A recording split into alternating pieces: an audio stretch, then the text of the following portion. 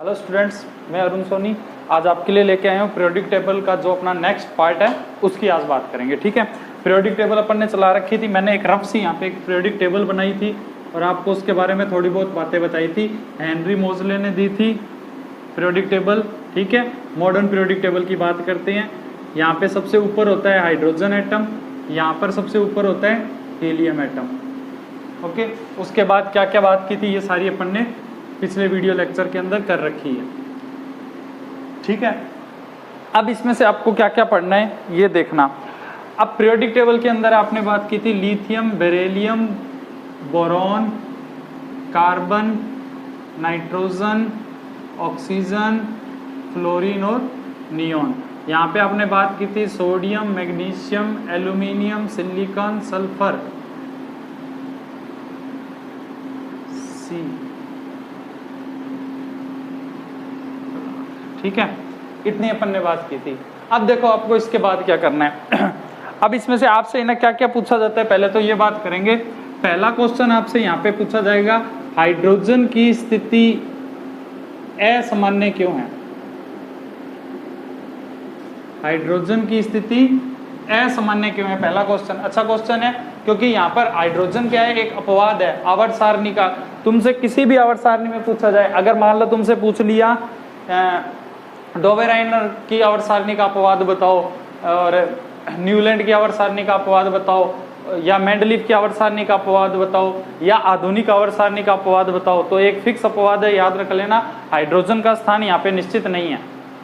Clear बात, hydrogen का स्थान निश्चित नहीं है। अब बात आ रही है हाइड्रोजन का स्थान निश्चित क्यों नहीं है, क्योंकि देखो हाइड्रोजन यहाँ पर है, हाइड्रोजन एक इलेक्ट्रॉन ग्रहण कर सकता है।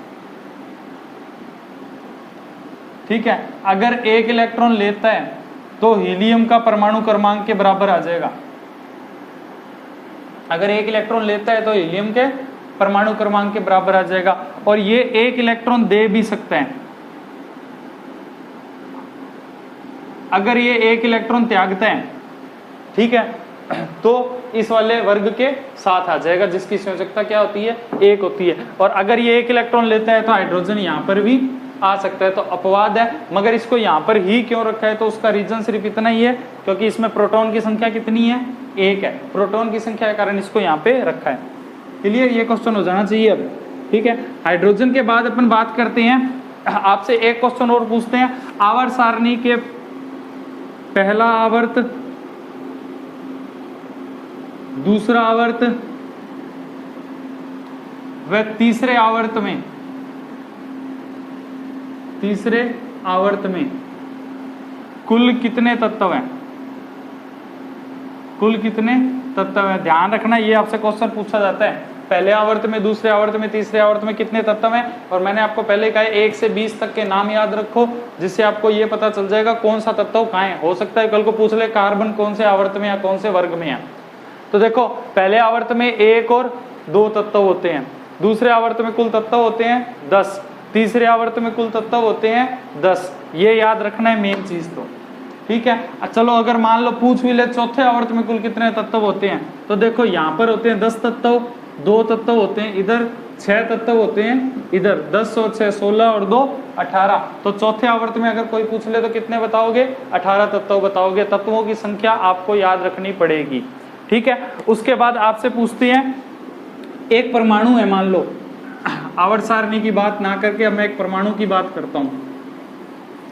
परमाणु के अंदर ये होता है नाभिक, इस नाभिक के चारों ओर इसको हम बोलते हैं कोष। इसको क्या बोलते हो, कोष। और हेनरी मोजले ने इन्हीं को नाम दिया था, 1 2 3 4 इन्हीं को कहा था, और KLMN भी इन्हीं को कहा था। ठीक है, तो आपसे पूछा जाता है किसी भी कोष में कुल इलेक्ट्रॉन की संख्या निकालने का सूत्र क्या होता है, 2n²। मोस्ट इंपोर्टेंट क्वेश्चन है। ठीक है, किसी भी कोष में इलेक्ट्रॉन की संख्या निकालने का सूत्र क्या है, वो क्या है आपका 2n²। यहाँ पे n क्या है, ये कोष की ही बात कर रहे हैं, घेरे की। अब मान लो कोई कहे कि k कोष में कितने इलेक्ट्रॉन आएंगे, ठीक है, तो 2 × में 1 की स्क्वायर, 2 इलेक्ट्रॉन आएंगे। कोई पूछे L कोष में कितने इलेक्ट्रॉन आएंगे, तो 2 की स्क्वायर 4 दूनी 8 इलेक्ट्रॉन। कोई पूछेगा m कोष में कितने इलेक्ट्रॉन आएंगे, तो 2 और ये हो गए 18 इलेक्ट्रॉन। क्लियर बात? ठीक है, ये भी अच्छा क्वेश्चन है, तैयार करना इसको, इतनी चीज हो जाएगी। उसके बाद अपन बात करते हैं आवर्त सारणी के अंदर संयोजकता की। आवर्त सारणी के अंदर संयोजकता की बात करते हैं। तो देखो भाई, संयोजकता क्या होती है, बताया था आपको पिछली वीडियो में कि भाई किसी परमाणु के द्वारा त्यागे गए बाहरी कोष में जो इलेक्ट्रॉन है जो त्यागे जाएं, उनकी संख्या क्या कहलाती है, संयोजकता ही कहलाती है। अब संयोजकता से आपसे क्वेश्चन पूछते हैं, आवर्त सारणी में बाएं से दाएं और ऊपर से नीचे जाने पर, ऊपर से नीचे जाने पर, और ये हो गया बाएं से दाएं जाने पर, किसी भी परमाणु के गुणों में किस प्रकार परिवर्तन होता है, ये आपसे पूछ सकते हैं। तो सीधी सी बात है, ऊपर से नीचे और बाएं से दाएं जब आप जाओगे, ऊपर से नीचे और बाएं से दाएं जब आप जाओगे, तो आपके फर्क क्या क्या पड़ेगा वो आपको देखना है। ऊपर से नीचे बाएं से दाएं जाने पे संयोजकता में फर्क ये पड़ता है कि एक वर्ग की संयोजकता क्या होती है, समान।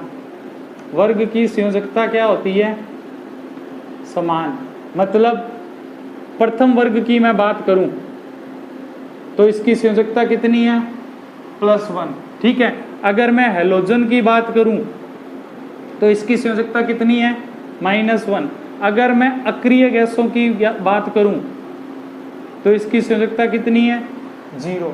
और बाएं से दाएं जाने पे संयोजकता क्या होती है, परिवर्तित होती है। जैसे